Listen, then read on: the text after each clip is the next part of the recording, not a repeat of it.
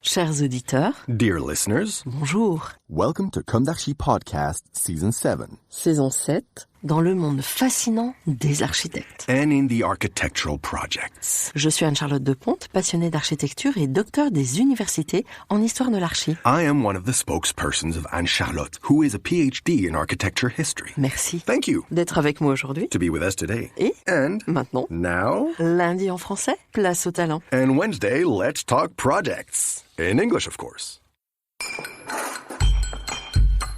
Bienvenue dans Comme d'Archi. Chers auditeurs, ravis de vous retrouver aujourd'hui en compagnie de Christophe Millet. Bonjour Christophe Millet. Bonjour Anne-Charlotte. Bienvenue dans Comme d'Archi. Vous êtes architecte et très identifié en ce moment en raison de votre nomination et rôle de président au Conseil national de l'Ordre des architectes. Quelle responsabilité! Oui, c'est une belle responsabilité que j'adore. J'ai pas peur de le dire. Je crois que je suis le plus heureux des architectes en ce moment, donc j'en profite aussi. Bah, bravo. Le public le sait moins, vous êtes aussi l'un des associés de l'agence BAMA. Ça se prononce BAMA? BAMA, exactement. BAMA, Ouais. tout simplement. Ouais. Alors, architecte situé à Lyon.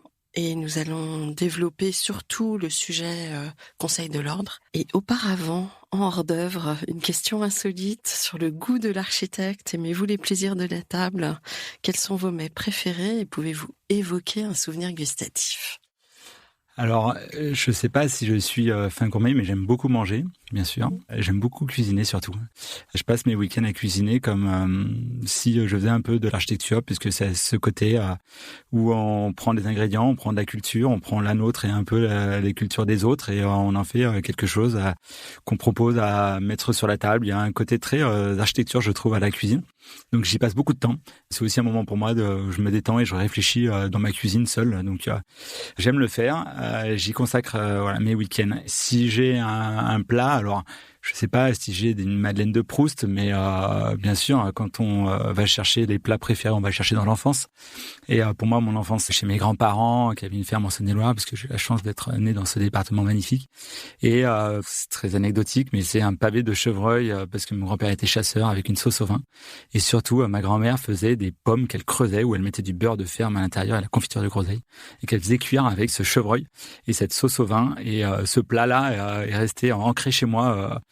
Mes grands-parents sont disparus il y a quelques années, mais j'ai eu la chance d'en remanger ça cet hiver avec ma sœur qui m'a fait ça pour Noël. Donc j'étais très content de retrouver cette pomme que j'avais appelée pomme Clotilde, parce que ma grand-mère s'appelait Clotilde. Et donc on avait baptisé ce plat chevreuil aux pommes Clotilde à l'époque. Voilà. Et j'ai ces excellents souvenirs de ce plat-là.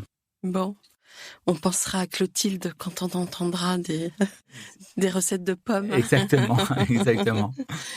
Alors, maintenant, on va revenir à votre parcours professionnel. J'aimerais quand même que vous évoquiez cette envie d'architecture. Elle s'est ancrée où? Et aussi parler de votre formation, peut-être jusqu'à la création de votre agence. Puis après, on passera au CNOA. C'est une manière de se présenter un peu plus, comment dirais-je, élaborée. Voilà. Alors, je sais pas si j'ai un parcours singulier, mais quand j'étais petit déjà, j'étais avec mon père était charpentier, donc j'étais avec lui sur les toits.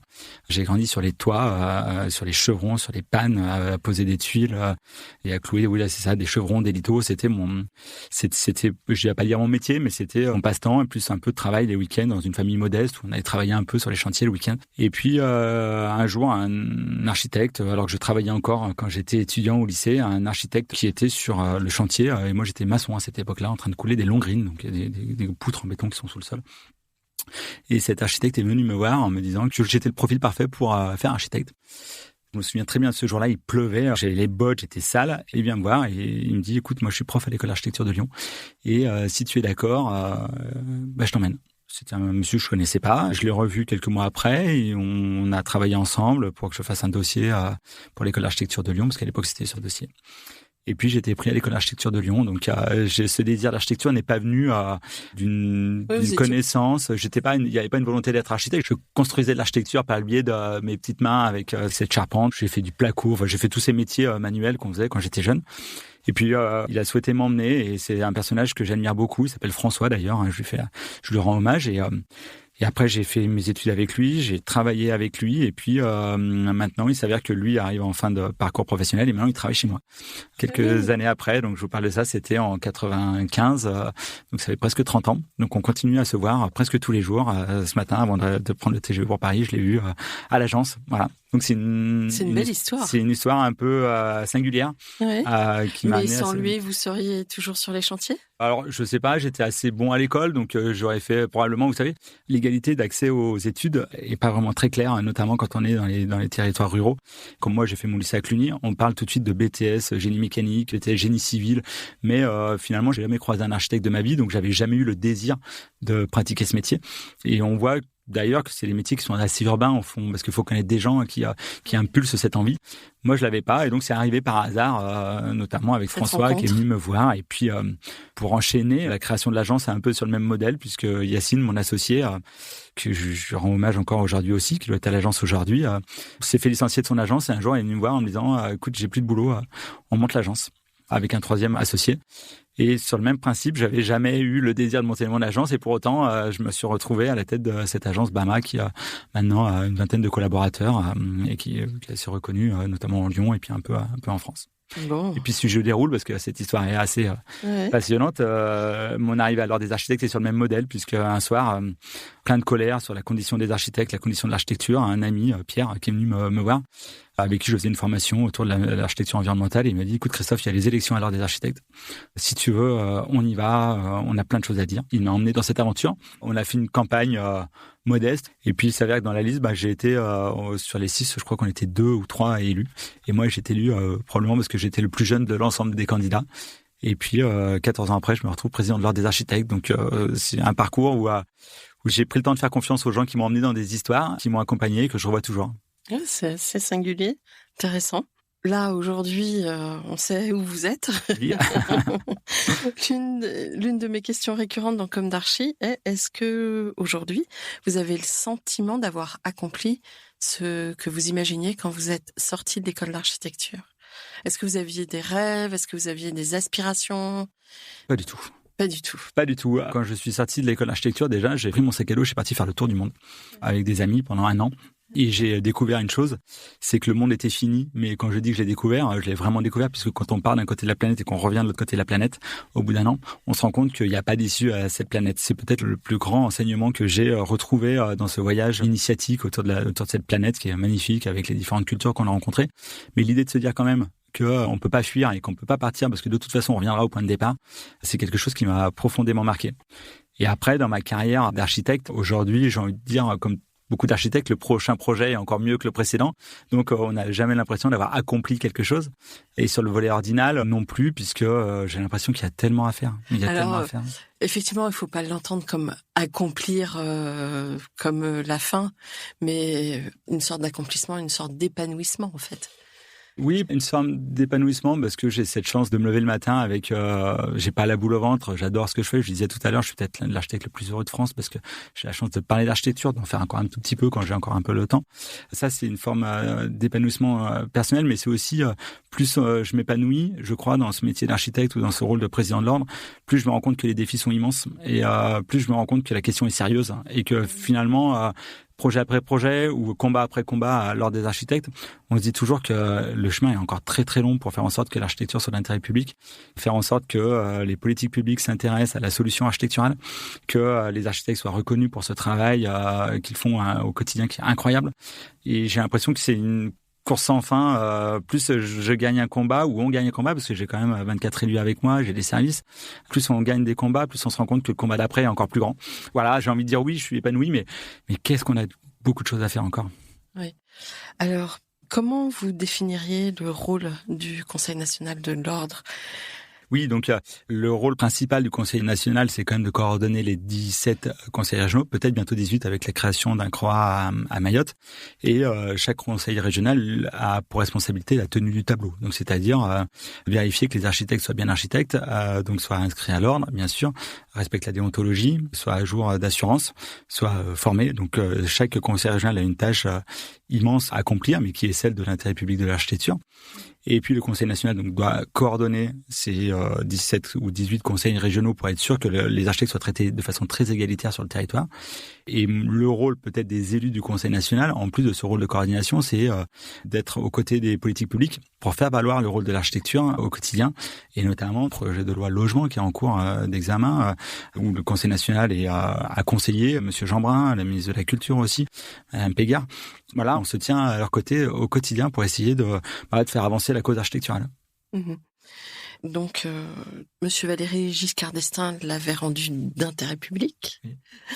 Après, je pense que Monsieur le Président Mitterrand avait donné une envergure toute particulière au métier. C'était une époque un petit peu exceptionnelle où on a beaucoup construit. Aujourd'hui, on est dans d'autres temps où on est plutôt axé vers la réhabilitation, donc de nouveaux enjeux finalement. Il y a aussi les architectes du patrimoine. Vous englobez cette spécificité ? Alors, le travail qu'on aura à faire, nous, demain, les architectes, c'est, sans aucun doute, adapter les territoires au dérèglement climatique. Vous avez parlé des années fastes, des années Giscard ou Mitterrand. Je crois que les années qui arrivent seront beaucoup plus fastes, puisque rien qu'en termes de foyers, c'est 37 à 38 millions de foyers qui vont être à rénover, à adapter, à transformer dans les années à venir. Moi, j'ai pas peur de le dire, c'est le plus grand chantier, y compris après la reconstruction d'après-guerre. Qui a à faire, parce que la construction d'après-guerre n'a pas fait ce travail qu'il y a à faire là dans les années qui viennent. Donc, bien sûr que c'est le travail qu'on a à faire, c'est 38 millions de foyers à modifier, plus tous les bâtiments publics. Il n'y a pas 1 mètre carré aujourd'hui en France qui est déjà adapté au climat de 2050. Pourquoi ? Parce que le climat de 2050, déjà, on ne le connaît pas. Enfin, on voit bien à quelle vitesse les canicules s'enchaînent. Le Gulf Stream est sous surveillance. On a des phénomènes climatiques qui s'enchaînent. Donc, aujourd'hui, les mètres carrés dont on dispose, ils sont là. On n'a pas besoin de les détruire pour les reconstruire, puisqu'il y a 1 mètre carré, c'est 1 mètre carré. Pour autant, notre rôle demain, ça va être de les modifier et de les adapter. Et avec cet objectif que les adapter, ce n'est pas accentuer le dérèglement climatique. C'est-à-dire qu'il va falloir en même temps atténuer le dérèglement climatique en adaptant et en limitant nos consommations d'énergie, notamment les énergies carbonées. Oui, effectivement, le débat qu'on a vu surgir dans les médias est un peu ridicule, d'opposer climatisation et écologie, entre guillemets. C'est absolument ridicule. Parce que il y a peut-être un besoin immédiat de climatiser, mais il y a des dispositifs, même ancestraux, très anciens. Franck Goutet parle depuis longtemps d'écologie du Sud. Ce sont maintenant des dispositifs qu'on peut adapter et hybrider avec le fait qu'en l'hiver, on est obligé aussi de se protéger du froid. Oui, mais le défi, c'est peut-être plus l'amplitude. Le défi, alors on va avoir des amplitudes qui vont se creuser entre les extrêmes froids et les extrêmes chauds, qui sont assez difficiles à gérer en termes d'ingénierie thermique. Mais effectivement, le débat sur la clim, évidemment que les hôpitaux, les EHPAD ont besoin de climatisation. Ça n'aurait pas de sens que de priver la clim de ces établissements-là. En ce qui concerne le logement, bien sûr que c'est difficile de vivre dans ces chaleurs et de dire à tout le monde qu'il faut pas de clim, ça peut être un peu mal pris.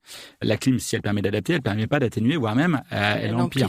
Donc se dire qu'on va climatiser la France, donc consommer encore plus d'énergie, dont on sait qu'une certaine partie de cette énergie est carbonée, que cette énergie carbonée va accentuer le dérèglement climatique. On est dans une forme de course à l'échalote, de savoir, on s'adapte, mais finalement on s'adapte et on continue d'aggraver ce dérèglement climatique, ça n'aurait pas de sens. Donc ça veut dire qu'aujourd'hui, il faut trouver des solutions en termes de ventilation, d'isolation, d'inertie thermique. On a plein de solutions qui sont faciles à mettre en œuvre quand on fait des bâtiments neufs. Quand on fait des bâtiments anciens, c'est plus difficile. Mais pour autant, les bâtiments anciens disposent déjà de qualités de ventilation naturelle pour certains, d'inertie pour certains, de protection solaire pour certains. Donc, l'important, c'est de remettre de l'intelligence collective. Moi, j'aime bien cette idée qu'il y a l'intelligence artificielle, l'IA, l'intelligence biologique, l'IB, dont on a entendu parler il n'y a pas très longtemps. Et puis peut-être qu'il y aurait l'IC qui serait l'intelligence collective, qui apporterait des solutions qui soient capables d'adapter, atténuer. Oui, puis l'architecte est quand même sachant, en principe. Alors, bien sûr, il est sachant, il se forme, puisqu'il l'architecte a des obligations de formation. Et là, il y a des formations qui sont adaptées aux architectes pour comprendre comment les matériaux, comment les bâtiments réagissent aux températures, dont on sait qu'elles seront variables. Et surtout, ce qu'on sait, c'est qu'elles seront différentes demain par rapport à aujourd'hui. Donc, c'est un défi, c'est une opportunité. Le message que j'aime dire aux architectes, c'est les jeunes qui sortent de l'école aujourd'hui, quelle chance d'avoir ce défi devant vous. À nous, les responsables d'institutions, d'aller convaincre les politiques de mettre l'architecture au cœur des solutions. Mais quelle opportunité pour ces jeunes architectes que de se dire qu'ils ont tout à faire. Oui, je confirme, je sors d'une semaine de jury et j'ai pris beaucoup de fraîcheur à découvrir des projets. Il y a une manière maintenant holistique d'aborder les projets dans les territoires et dans des territoires délaissés. Ils ont vraiment en plus envie de sauver leur région, ce qui est particulièrement touchant, et mettre en place des dispositifs de manière intelligente, connexe. Voilà, je trouve que c'est... Les étudiants et les architectes sont largement en avance par rapport aux politiques publiques sur ces sujets-là, puisque ce chantier qu'on pourrait appeler chantier du siècle, c'est une véritable opportunité pour réenchanter les territoires, développer les filières locales, qu'elles soient biosourcées, géosourcées, remettre ce que je disais tout à l'heure, de l'intelligence collective dans l'adaptation des territoires, recréer une économie autour de l'adaptation des territoires au dérèglement climatique. C'est une véritable opportunité. Si on le fait avec le respect de la loi de 77 qui dit que l'architecture est expression de la culture, parce que finalement, c'est la première expression culturelle et artistique qu'on vit du matin au soir. C'est un combo gagnant à la fois pour les politiques publiques, mais à la fois pour la réalité sur le terrain des habitants qui vivent soit en métropole, soit en hypermétropole, mais aussi dans les territoires les plus ruraux. Et ça, à nous de continuer de convaincre les politiques que la solution de l'adaptabilité, c'est à la fois, c'est pas une contrainte, mais c'est une opportunité. Mais en plus, l'architecture, c'est la bonne solution à partir du moment où elle est prise du bon côté.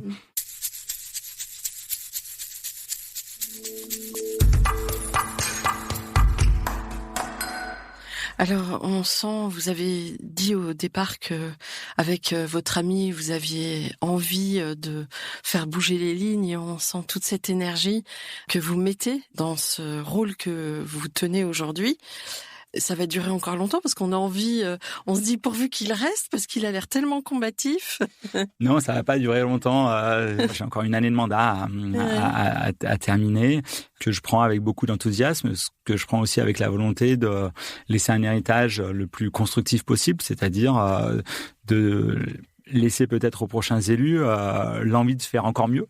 Parce que je le disais tout à l'heure, mais il y a tellement à faire. Mais vraiment, on a tellement à faire que si je peux laisser au moins cette idée que l'ordre des architectes n'est pas qu'une chambre d'enregistrement, n'est pas que un organisme qui perçoit les cotisations des architectes, n'est pas qu'une chambre de discipline, mais c'est surtout une institution qui est prospective, qui est aux côtés des politiques publiques, qui défend l'architecture, qui défend les architectes. C'est pas le rôle de l'ordre de défendre les architectes, mais si les architectes sont en mauvaise santé, on peut pas produire la bonne architecture. Donc il faut comprendre pourquoi les architectes vont pas bien. Les syndicats jouent leur rôle de la défense de la profession, et tant mieux. Et nous, on le respecte. Enfin, moi, je respecte fortement ce rôle-là. Et l'ordre doit permettre la défense de l'architecte en apportant le plus possible de réglementation, de lois, mais surtout de politiques publiques qui viennent alimenter les agences d'architecture. Oui, d'adaptation au nouveau paradigme. Justement, là, récemment, j'ai entendu parler d'un permis de construire qui changerait, une simplification des procédures. Oui, c'est peut-être le projet auquel je tiens le plus, même si je crois qu'il y a 137 projets ordinaux en ce moment sur la table. Mais s'il y a un projet sur lequel je voudrais m'attarder, c'est celui-ci, puisque depuis quelques années, on fait tous le constat que la réhabilitation et l'enjeu de demain, on en a parlé, les 38 millions de foyers, plus tous les mètres carrés, les bâtiments publics, les bâtiments tertiaires seront à rénover. Et pour autant, on se rend compte que la loi de 77 ne fait pas la distinction entre la réhabilitation et le neuf. L'architecture n'est pas distinguée par les typologies de projets. L'architecture elle est une et indivisible, comme dirait notre ami Philippe Prost. Et pour autant, quand on la met en œuvre, pour des raisons administratives, notamment la création de la déclaration préalable, fait que 9/10 aujourd'hui des autorisations de construire ou de réhabiliter ne passent pas par les architectes. C'est-à-dire qu'il n'y a pas de garant de l'intérêt public de l'architecture. Et ce que je porte avec Fabien Gontois, mon vice-président, mais l'ensemble des élus du Conseil, c'est de faire en sorte que ces autorisations de construire soient déposées par les architectes, comme des garants de l'intérêt public de l'architecture. Pourquoi ? Parce que c'est l'enjeu de demain. Et que si ces mètres carrés dont on parlait, qui vont être réhabilités, transformés, ne sont pas expression de la culture, ne portent pas l'intérêt public de l'architecture, on sera face à soit une forme de contestation sociétale, soit au minimum une forme de frein sociétal, puisque quand on habite dans un territoire, on habite dans l'expression culturelle de ce territoire. Ça passe par les végétations, le paysage, ça passe aussi par l'architecture, par la nourriture. On en parlait puisqu'on a commencé sur ce sujet-là. Par le goût de l'architecte. Par le goût de l'architecte. Et ça passe par ces sujets-là. Demain, transformer les territoires sans expression de la culture, c'est déraciner les populations sans pour autant les faire changer de territoire. Et ça, c'est pas possible. Si on veut accélérer la transition écologique, il faut impérativement que la transformation des territoires se fasse dans l'expression de leur culture. Les territoires ont une cartes d'identité qui sont une opportunité pour moi, à mon sens, une vraie opportunité économique, une opportunité culturelle, une opportunité du vivre ensemble, une opportunité d'un débat entre le politique et le citoyen. Tout est sur la table. On a juste cette chance de nous, en tout cas architectes, d'assurer le rôle d'intérêt public. Ça l'était pas. Et le projet que nous portons au Conseil national, c'est que dorénavant, la réhabilitation rentre dans l'intérêt public de l'architecture. Et pour ça, le moyen qu'on a trouvé, c'est que les autorisations de construire soient déposées par les architectes. Ça veut dire que la déclaration préalable et le permis de construire ne deviennent qu'une seule autorisation de construire qui s'appelle permis de construire simplifié, permis de construire unique, en tout cas qui s'appelle permis de construire pour des raisons législatives, et s'assurer que, sauf les dérogations qui existent actuellement, l'ensemble de ces autorisations soient déposées par les architectes comme les garants de l'intérêt public de l'architecture. J'ai senti dans dans ce que vous venez de dire que vous aviez une attention particulière pour les territoires. C'est pas difficile de faire remonter justement toute cette attention parce qu'on est un petit pays en taille, mais un grand pays en termes justement de culture et de manière différente de construire avec toutes les subtilités que ça requiert. Vous arrivez à faire sentir ça à Paris ? Alors, Paris est compliqué.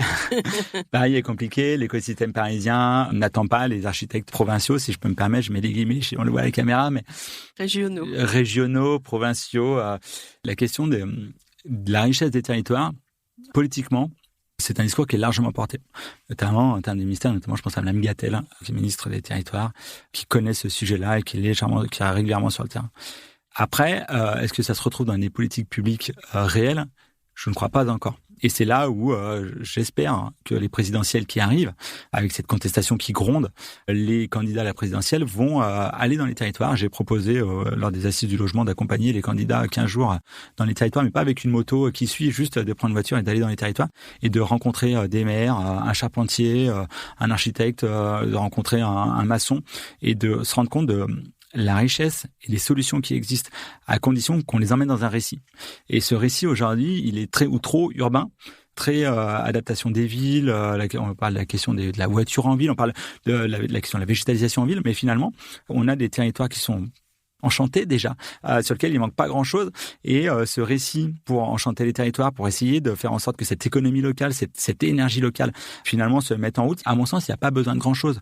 Il faut peut-être les mettre en avant, les mettre en valeur. Il y a des expériences sur les territoires qui sont formidables. Et puis on a peut-être déshabillé Paul pour habiller Pierre aussi. Alors l'hypermétropolisation, je pense à Paris, Lyon notamment, puisque je viens de cette ville, asphyxier les villes périphériques. Moi, je pense à Lyon. On sait qu'autour, il y a Mâcon, Vienne, Bourgoin-Jallieu, Grenoble encore, si on sort plutôt bien. Toutes les villes qui sont satellitaires de ces villes périphériques, elles sont complètement asphyxiées. Moi, je viens d'une petite ville en Saône-et-Loire, j'en parlais, qui s'appelle Chauffaille. Il y avait 5000 habitants quand j'étais enfant, il n'y en a plus que 3005. Les industries textiles ou de mécanique ont soit réduit en effectifs, soit complètement quitté la ville. Ça veut dire que ces territoires-là qui avant offraient une opportunité de travail avec une qualité d'habitat qui était sans commune mesure, bien plus agréable que celle de la ville, où j'habite en ville et avant j'habitais à la campagne, aujourd'hui ne fait plus envie pour des raisons diverses, mais et pourtant il y a du logement, on en a là-bas. Mais oui. On en a beaucoup. Et puis alors, j'ai cru comprendre que vous bataillez en ce moment pour donner l'opportunité aux architectes, finalement, quelque part, d'être promoteurs de leur projet. Alors, non. Enfin, quand je dis promoteur au sens large, pas au sens de chasser une profession. Non, la question que je me pose, ce que j'ai soumis au ministre Jeanbrun pour répondre à la question du logement, c'est que les politiques du logement aujourd'hui sont tournées autour des opérations dites traditionnelles. Un promoteur, un architecte, un terrain, un aménageur, une équipe de maîtrise d'œuvre et autour d'opérations dont on le sait que l'équilibre économique tourne au minimum 15 logements, mais on sait que c'est plutôt 30 à 50 logements. Et pour autant, moi, je suis persuadé que la politique du logement aujourd'hui doit tourner autour de micro-opérations, des petites opérations de 3 à 5 logements, dont on sait que l'équilibre économique est difficile. Mais pour autant, il y a plein de territoires qui ont des opportunités pour faire 3 à 5 logements. J'utilisais l'autre jour Mais vous parliez en ex nihilo ou en réhab, ou les deux ? Les deux, puisque aujourd'hui, la question du logement, je ne sais pas si elle est un peu étrange, parce que ça peut être de la transformation, mais ça n'empêche que le bilan économique est toujours le même problème. Pour autant, dans les territoires, j'utilisais cet exemple aux assises du logement, mais un pharmacien aujourd'hui qui veut surélever sa pharmacie pour faire 3 logements, d'un seul coup, quel est son statut ? Un maçon dont on sait qu'il peut porter une opération de 2 logements ou 3 logements parce que la maçonnerie, il les fait faire par ses ouvriers et que globalement, il se retrouve aussi dans ces opérations-là. un architecte, et on le sait, il y en a qui le font déjà, qui savent faire des opérations de 2, 3, 5 logements. Je ne souhaite pas que la profession d'architecte devienne promoteur. L'idée, c'est de trouver les acteurs, aujourd'hui, quels qu'ils soient capables de porter ces petites opérations. Et moi, j'ai la conviction qu'en multipliant les petites opérations, on ira beaucoup plus vite qu'en essayant de débloquer des grosses opérations dont on sait que l'acceptabilité est compliquée, dont on sait que les fonciers sont compliqués, dont on sait qu'elles sont carbonées, parce qu'aujourd'hui, des opérations de 30 à 50 logements, même en respectant la RE, on est sur des opérations qui sont quand même en béton.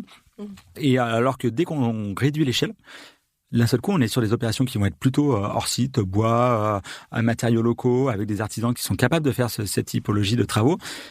Et ça permet d'offrir des logements qui soient plus qualitatifs, qui soient mieux situés, c'est-à-dire pas à l'écart des centres-villes, mais au contraire dans les centres-villes. Ça permet de créer, on le disait tout à l'heure, des opportunités de réhabilitation. Maintenant, quel est le statut qu'on pourrait donner à ces porteurs de projets dont on sait qu'ils sont pas promoteurs, ils seront pas promoteurs. Mais par contre, peut-être qu'ils ont l'opportunité de faire des opérations de 2 à 3 logements. Moi, je trouve que cette idée, on doit la creuser. Et je crois que le ministre du Logement l'a entendu déjà. Et pour moi, j'aimerais qu'on la creuse ensemble, de savoir comment on pourrait travailler sur ces opérations de 3 logements. Ça n'empêche que derrière, l'équilibre économique, y compris pour les architectes, doit être étudié, puisque quand on veut faire une opération de 30 logements qui va coûter 4 à 5 millions d'euros de travaux à une opération de 3 logements qui va coûter 500 000 euros de travaux, derrière, il y a un calcul d'honoraires qui doit être revu et s'assurer que le travail soit fait correctement et que l'architecte soit rémunéré correctement. Il faut qu'on se mette autour de la table pour savoir quels sont les bons acteurs, comment on le fait et comment on apporte du logement de manière très douce dans les territoires qui en ont besoin. Finalement, c'est un peu une course contre la montre, là, votre dernière année. Parce il va y avoir vous allez vaquer à vos occupations d'avant et retourner à votre agence finalement avec, je pense, plaisir. Oui. Le président va changer. Oui. Donc la politique du pays va muter. Oui, en même temps. En même temps. Bon, oui. Comment ça se passe les élections? Vous savez à qui vous allez redonner les clés? Non, c'est un vote. C'est un vote. On est élu par moitié. Donc sur les 24 conseillers, on sera 12 à partir. 12 vont rester et 12 vont être élus au Conseil national et l'Assemblée des 24 choisira son président.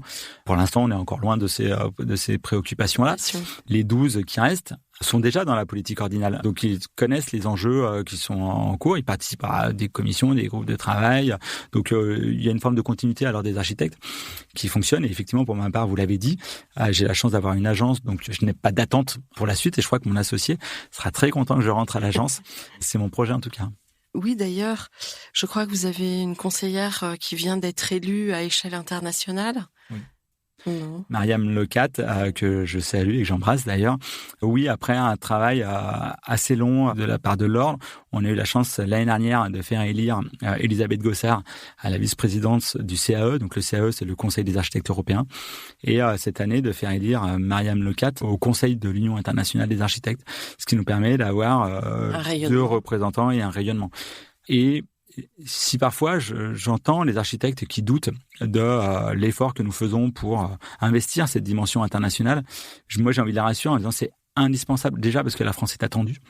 La France, c'est pas n'importe quel pays à l'échelle du monde, y compris sur l'architecture. On a des Pritzker quand même qui font parler. L'Hackathon Vassal, le dernier Pritzker, était en conférence à Barcelone pour le congrès de l'UIA, salle comble. Donc la voix de l'architecture française porte. On va fêter les 50 ans de la loi sur l'architecture, qui est cette loi la plus belle du monde, que plein de pays nous envient. Donc la France est regardée, la France peut communiquer sur sa façon de travailler. L'architecture comme expression de la culture, c'est pas rien, puisque aussi beaucoup d'architectes nous l'envient.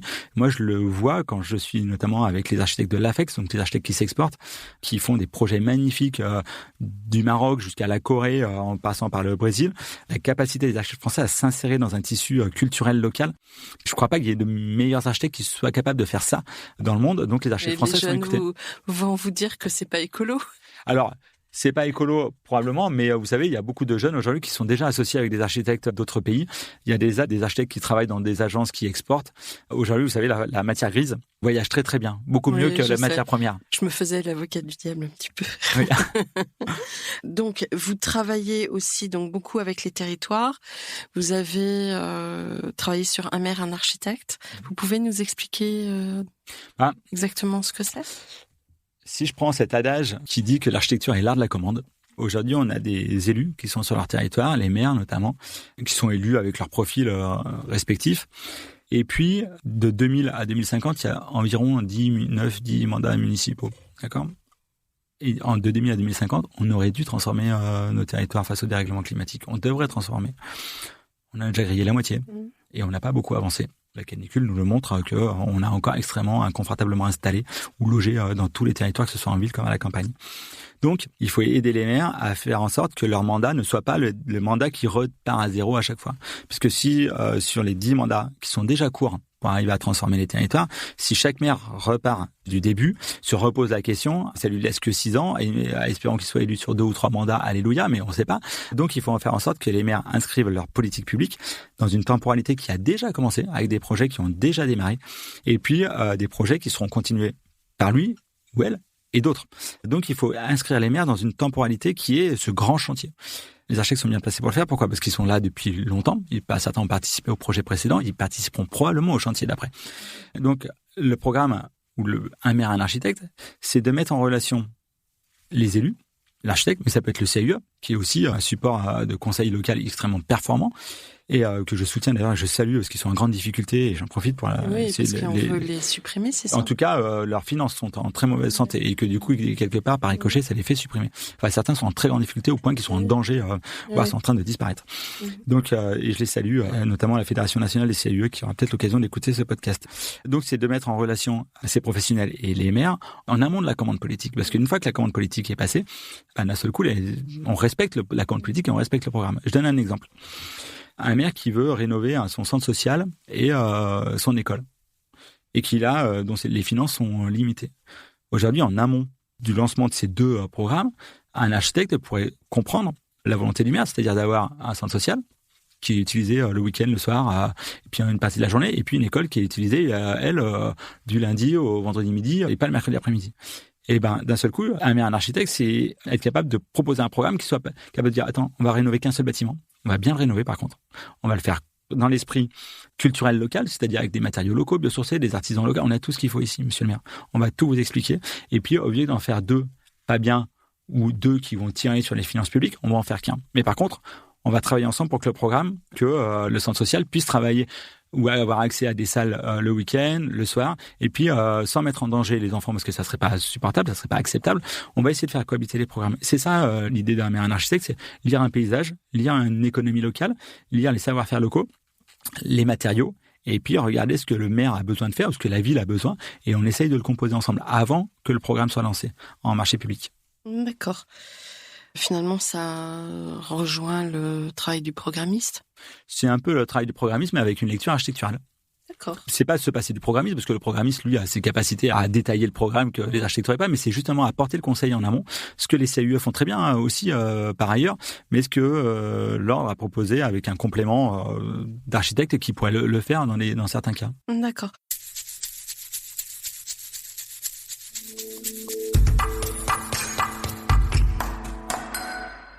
Alors, les femmes et l'architecture.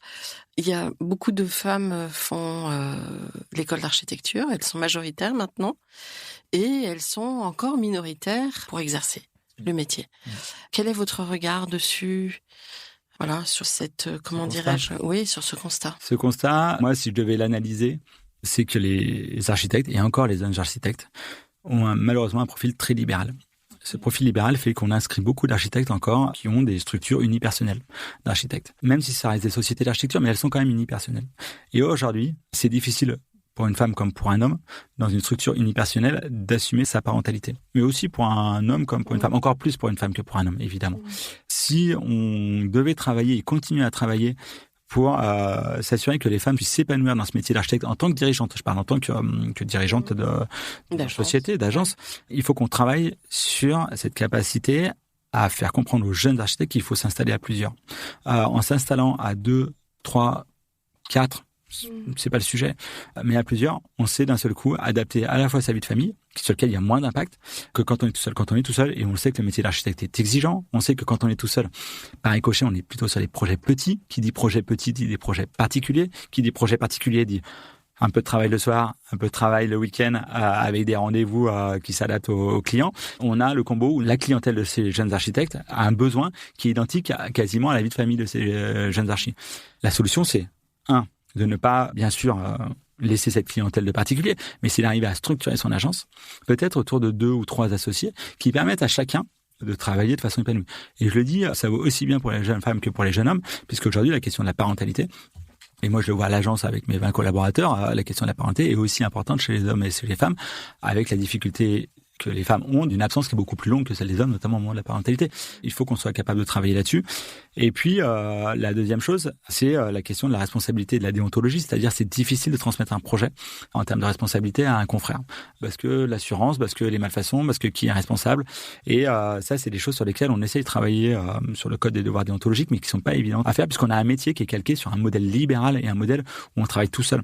Et la grande transition du métier d'architecte, c'est quand même d'aller sur des modèles où les sociétés sont composées de plusieurs architectes, avec des collaborateurs ou pas, mais en tout cas sur lesquels on partage les responsabilités et on partage les tâches. Ça, c'est, je crois, le travail qu'on doit faire pour accueillir le plus de personnes possible, quel que soit leur profil. D'accord, merci.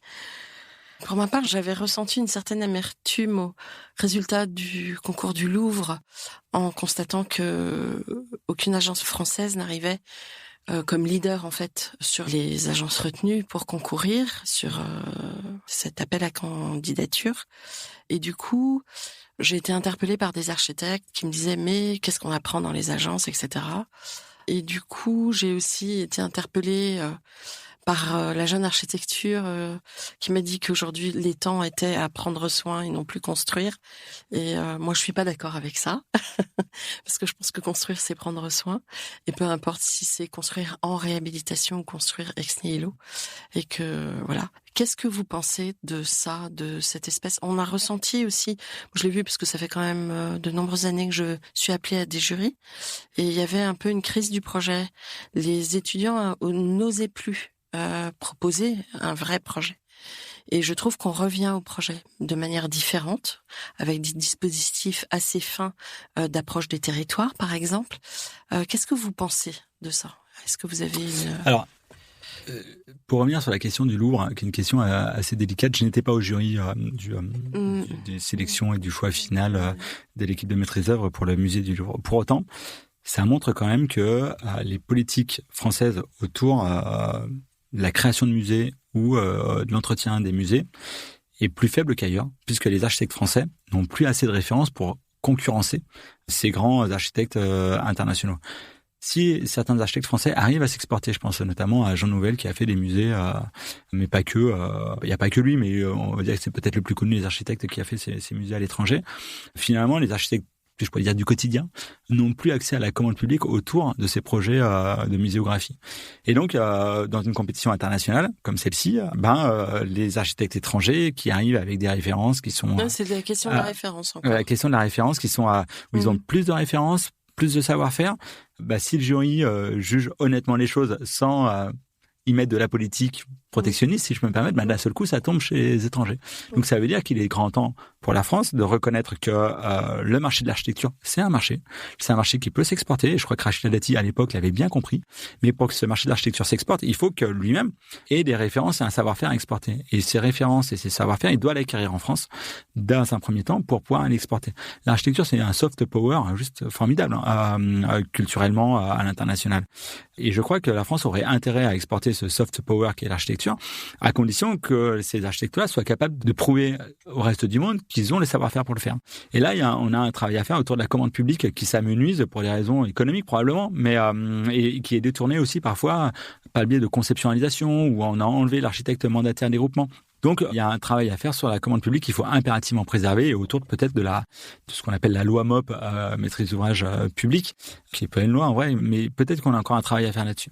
Et puis, sur la question du refus de construire, si on peut l'appeler comme ça, une espèce de frilosité. De frilosité. J'ai l'impression que c'est en train de s'estomper, vraiment. Oui, moi je crois, en ce qui me concerne, que la question de la typologie de projet, c'est un débat dans lequel on a enfermé les architectes, mais qu'on n'aurait jamais dû tomber dedans. Le projet, c'est le projet. Et c'est le programme du permis de construire unique ou du permis de construire simplifié, c'est exactement de mettre le calque projet architectural au-dessus des typologies de projet. La typologie de projet, c'est un détail architectural. finalement, maintenant, aujourd'hui, quand on regarde un projet, quel qu'il soit, entre réhabilitation, extension, surélévation, transformation, réemploi, on ne sait même plus si c'est neuf ou réhabilité. Aujourd'hui, j'ai des bâtiments neufs qui font l'objet de réemploi, qui sont peut-être plus anciens que des bâtiments anciens dans lesquels on a tout cassé et finalement on a mis que du neuf dedans. Le sujet de la typologie, pour moi, est pas inintéressant, mais c'est d'abord le projet d'architecture qui doit parler et qui doit apporter le récit dont on a besoin. Pour moi, c'est indispensable. Et on a enfermé, peut-être pour des raisons d'autorisation de construire ou pour des raisons fiscales, on a enfermé les architectes dans des typologies qui, moi, m'échappent complètement. Quand je vais dans les agences, aujourd'hui, on ne sait pas dire si le projet, c'est un projet neuf ou réhabilitation. Et puis en fait, les architectes, quand on conçoit ces projets, que ce soit neuf ou réhab, c'est pas notre sujet. On fait un projet d'architecture. On a une commande. On essaye bien sûr de regarder la commande si elle est adéquate et après, on fait ce projet d'architecture. Et puis, à l'échelle d'une rue, finalement, peut-être démolir une dent creuse pour reconstruire un immeuble, à l'échelle de la rue, c'est une forme de réhabilitation. Donc, l'idée de dire il faut que réhabiliter et pas construire, moi, je trouve que opposer les deux termes, ça n'a pas de sens. Le vrai sens, c'est où est le projet architectural? Quelle est la bonne échelle du projet architectural? Parce que si on enfermait les architectes derrière les typologies de projet 1, il y aurait le risque qu'il y ait des typologies de projet sans architecte. Et d'ailleurs, on en a créé une. On a créé une typologie de projet qui est la fameuse isolation thermique. La rénovation thermique, il n'y a plus d'architecture. Comme si la rénovation thermique n'était pas un geste architectural. Comme si la rénovation thermique n'avait pas d'impact sur les usages. Comme si la rénovation thermique n'avait pas d'impact sur le paysage de la rue. Et à force de mettre des typologies de projet, on a déjà créé une typologie de projet qu'on ne considérait ne plus être de l'architecture. Et ça, pour moi, c'est impensable. Et j'espère que, notamment avec le projet du permis de construire simplifié, on va arrêter ces typologies de projet. Il n'y a pas de typologie de projet. Il y a de l'architecture. Pour des raisons fiscales, on peut mettre les projets dans les cases si ça intéresse l'État pour les questions de TVA. Mais derrière chaque projet, il y a un projet d'architecture, il y a de l'usage, il y a de la lumière, il y a de la matière. Bon. Alors, les 50 ans de la loi sur l'architecture. Oui, ce projet. Oui. Alors, effectivement, je fais partie de ces élus, en plus, j'en suis le président, qui sera président quand on va fêter les 50 ans de la loi sur l'architecture. C'est quand même pas rien. Non. C'est une aubaine pour des élus de se dire qu'on a été élus le jour des 50 ans de la loi sur l'architecture, qui sera le 3 janvier 2027, à 50 ans après. Dans ce projet-là, qu'est-ce qu'on peut faire?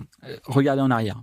Mais regardez en arrière, aujourd'hui, on a des institutions scientifiques, notamment je pense à l'Académie d'architecture, mais plein d'autres, qui vont regarder ce qu'a produit les 50 ans de la loi sur l'architecture. Moi, ce que je souhaite, c'est que le Conseil national et l'institution, avec les régions, puisque les régions aujourd'hui sont partie prenante du projet, travaillent sur qu'est-ce que seront les 50 prochaines années. Au fond, c'est ça dont on a besoin. Parce que, on l'a dit, je pense que depuis quelques heures, quelques minutes où qu'on bavarde, ou dizaines de minutes qu'on bavarde, le dérèglement climatique avait commencé, mais la prise de conscience n'était pas totalement la même, du moins beaucoup moins publique. Les enjeux de construction et réhabilitation ne sont plus les mêmes. Les enjeux de la typologie de projet dont on parlait aujourd'hui ne sont plus les mêmes. La question de ce qu'on apprend à l'école n'est plus la même. Et puis surtout, la question même d'être architecte n'est plus la même. Le marqueur que j'aime bien énoncer, c'est quand les AJAP, Nouvelles Voies de l'Architecture, ont été mis en valeur par le ministère de la Culture à 3 ans la première fois. Pour la profession, c'était difficile de se dire qu'on mettait en avant de l'architecture et qu'on mettait des prix d'architecture ou de la reconnaissance autour de l'architecture à des jeunes qui n'étaient pas inscrits à l'ordre. Ça a été difficile. On les a appelés autres voies de l'architecture. 2 ans et demi après, le nouveau palmarès des AJAP, Nouvelles Voies de l'Architecture, n'a pas été contesté par l'écosystème. Ça veut dire que cette idée, au fond, que l'ordre porte depuis un certain temps, que l'architecte n'est pas qu'un bâtisseur, qu'il n'est pas qu'un maître d'œuvre, avance. Et je crois qu'aujourd'hui, on est dans un moment qui me semble être le bon pour le dire clairement sur les 30 000 architectes qu'on est inscrits à l'ordre. Tout le monde ne construit pas, tout le monde ne fait pas de projet, tout le monde ne dépose pas de permis de construire. Et on en a surtout environ 60 000 qui sont diplômés des écoles d'architecture, qui sont partout. Certains sont salariés, d'autres sont journalistes, d'autres font des promenades, d'autres font de la maîtrise d'ouvrage, d'autres font de la maintenance, d'autres font plein d'autres choses. Écrivains. Et on a plein aujourd'hui d'architectes qui reçoivent l'architecture, qui parlent l'architecture, qui conseillent l'architecture et qui sont largement aussi utiles que ceux qui font de la maîtrise d'œuvre, qui sont aussi nécessaires. Et aujourd'hui, il ne faut pas opposer tous ces métiers d'architecte dont on a besoin. Et j'aimerais donc, avant la fin du mandat, transmettre un rapport à la ministre de la Culture, justement sur cette idée de la reconnaissance de la diversité des pratiques des métiers d'architecte, pour que finalement, ce qui a été le travail peut-être de la liste qui a été menée par Christine Lecomte il y a 5 ans, dans laquelle je faisais partie, qui était de dire il faut prendre le temps de reconnaître tous ces métiers d'architecture, il faut convaincre les architectes en premier qu'un architecte n'est pas qu'un bâtisseur. Et il faut convaincre l'écosystème qu'un architecte est aussi utile quand il prend d'autres compétences et d'autres missions que celui de la maîtrise d'œuvre. Et je crois que... il y a quand même la question de la responsabilité. Oui, quand on est maître d'œuvre, il y a la responsabilité, l'assurance dont on a besoin. Quand on fait d'autres métiers comme, je pense, journaliste ou voire même, on en a dans l'administration centrale, aujourd'hui des architectes qui sont inscrits au tableau. On a les ABF, on a les CAUE, on a les profs, on a plein de gens qui font de l'architecture autrement que qu'en bâtissant et qu'en déposant des permis de construire, donc qui n'ont pas besoin d'être assurés au titre de responsabilité civile pour la construction, qui pratiquent l'architecture autrement. Moi, je crois qu'il est temps de les reconnaître. Il est temps de se dire qu'on n'est pas 30 000, mais qu'on est peut-être 90 000, voire 100 000. Et c'est pas parce qu'on sera 100 000 qu'il y aura moins de boulot pour les 30 000 qui construisent, c'est pas vrai. Par contre, quelqu'un qui reçoit l'architecture, qui porte le titre d'architecte, est plus amène à accueillir l'architecture s'il est reconnu tel quel. Bon. Un mot de la fin ? Déjà, merci de l'accueil et de ce podcast parce que je vous en prie. J'ai encore passé 1 heure, je sais pas combien de temps j'ai passé, mais ça a été juste 54 minutes. 54 minutes, j'ai pas vu passer. Je leur ai dit, j'adore prendre le temps de mettre en valeur ce travail de l'Ordre des architectes qui a un rapport avec les architectes qui n'a pas toujours été simple dans l'histoire de l'Ordre. Ce combat-là n'est pas encore gagné. Faire en sorte que l'Ordre des architectes, c'est aussi la maison des architectes, pour moi, c'est un sujet qui est indispensable. Et puis, quand on veut faire bouger les lignes, on est toujours critiqué. Il y en a toujours un qui sera pas content. Ah oui, alors... ça, c'est très franco-français. Oui, celui qui on peut rien changer, en fait. Celui qui n'a pas d'ennemi n'a pas fait grand-chose. Ça, pour le coup, moi, j'ai pas de problème à endosser ce côté-là. Surtout que je distingue bien mon rôle de président de l'Ordre des architectes, qui peut attirer des critiques parce qu'on fait des projets, parce qu'on bouleverse, parce qu'on va aller vite. Et puis, ma vie personnelle, qui est celle d'architecte, qui est à part de ces mondes-là. C'est pour ça que je tiens à scinder bien les deux fonctions. Bon, en tout cas, bravo pour cette énergie. Merci. Je vous souhaite une merveilleuse dernière année à la Merci tête beaucoup. Du CNOA, comme on le résume. Exactement. Eh bien, à bientôt. À bientôt. Peut-être. Merci beaucoup. Peut-être. Je vous en prie, chers auditeurs, merci pour votre écoute. Rendez-vous la semaine prochaine pour un nouveau numéro. D'ici là, prenez soin de vous. Au revoir. Au revoir.